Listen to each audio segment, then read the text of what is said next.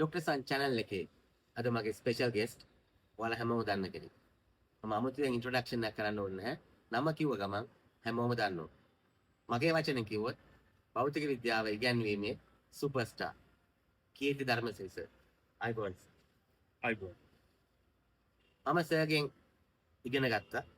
Sir අපිට ඉගැන්වීමේ භෞතික විද්‍යාව විතරක් නෙවෙයි. සර් මේ ලෝකයේ අලුත් තාක්ෂණය ඉලෙක්ට්‍රොනික උපකරණයක් වැඩ කරන්නේ කොහොමද? මේක පිටිපස්සේ මොකද තියෙන්නේ? ඒක ෆිසික්ස් වලට සම්බන්ධ වෙන්නේ කොහොමද? මේ දේවල් අපිට ඉගෙනුවා. අපි තුල අලුත් දේවල් හොයාගැනීමේ ආශාව. එහෙම නැත්නම් කියුරියසිටි එක සවගා කළා. මේ අපි ඉන්න ප්‍රදේශයට එහා විශාල ලෝකයක් තියෙනවා. අපි මේක මෙතනින් එහා ගිහිල්ලා ඩිස්කවර් කරන්න ඕනේ.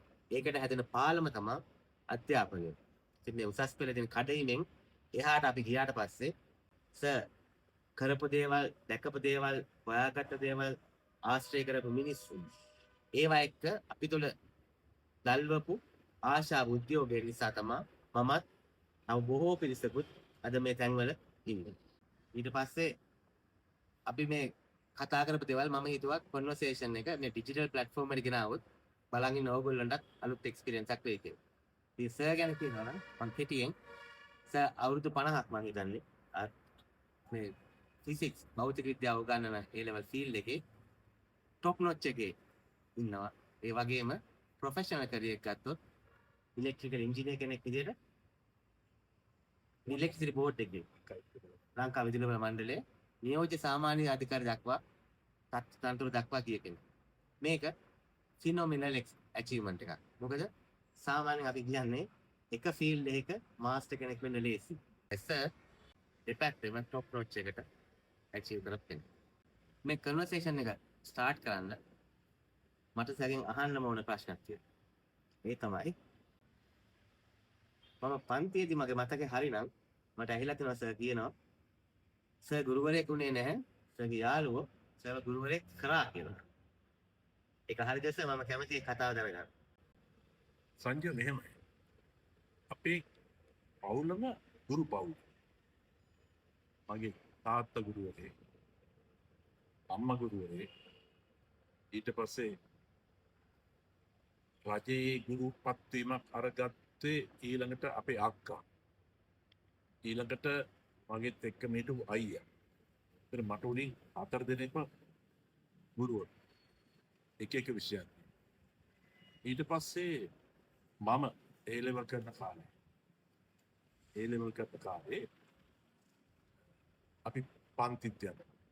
මට ඒ වගේම මේ විශේෂයෙන් මතක් කළ යුතු ගුරුවරයෙක් ඉන්නවා. සාමාන්‍ය පෙළ ඉගෙන ගන්නකොට අපිට ගණිතය උගන්වපු ගම්පහ ටියුෂන් පද්ධතිය ජෝර්ජ් විජේගුණාධරන් කියන සර්. ඒ සර්ගෙන් තමයි මම හිතන්නේ මන් තුළ ලොකු පරිවර්තනයක් ඇති වුණේ. අපේ කාලේ සාමාන්‍ය පෙළ අද වගේ නෙමෙයි. ශුද්ධ ගණිතය කියන විෂයක්. ඒකට පැය 3ක ප්‍රශ්න පත්‍ර දෙකක් තියෙනවා. විවහාරික ගණිතය කියලා විෂයක් තියෙනවා. පැය 3ක ප්‍රශ්න පත්‍ර දෙකක් තියෙනවා. මේක කියන්නේ සාමාන්‍ය පෙළ නේද? සාමාන්‍ය කියන්නේ ජීව විද්‍යාව හෝ උසස් ගණිතය තෝරගන්න තියෙනවා. දැන් මෙඩිසින් යන හිතන් ඉන්න ළමයි ජීව විද්‍යාව තෝරගන්නවා. ඒතකොට ඒගොල්ලන්ටත් ප්‍රශ්න පත්‍ර දෙකක්.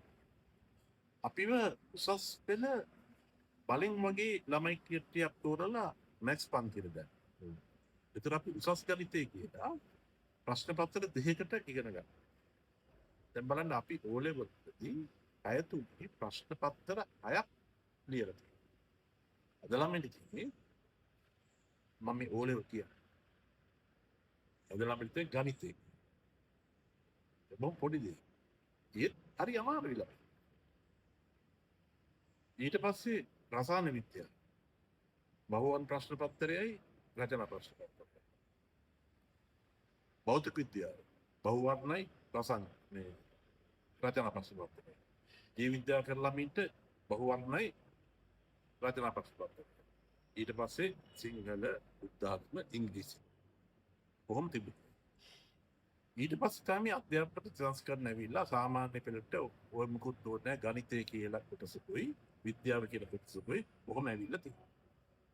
ඉතින් මේ සාමාන්‍ය පෙළදී ඒ දුන්නු දැනුම අපිට උසස් පෙළ කරගෙන යන්න ලොකු පිටිවහලක්. අද ළමිට එතන පොඩි තිස් තැනක් තියෙනවා. ඒ කියන්නේ ගැප් එකක් තියෙනවද? O level ඉඳන් A level එකට. ඔව්. ලොකු ගැප් එකක් තියෙනවා. දැන් අපේ කාලේ ඔය A level උගන්න ගොඩක් જાති වල නිකන් ප්‍රාථමික අධීරේ අපි ඉගෙනගෙන. අද එහෙම නැහැ.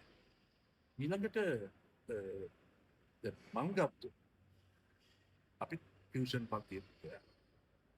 මට හොඳ යාළුවෝ සෙට් එකක් හිටියා. උන් අතරේ ටිකක් මට වැඩ හදාගන්න පුළුවන්කමක් තිබුණා. ඊට පස්සේ මේ උන් පන්ති යන එක කට් කරලා මම පන්ති ගිහිල්ලා ආවට පස්සේ මාව අල්ලන් මගේ ඉගෙන ගන්න පටන් ගත්තා. ඕක මටත් හරි සුන්දර වැඩක්.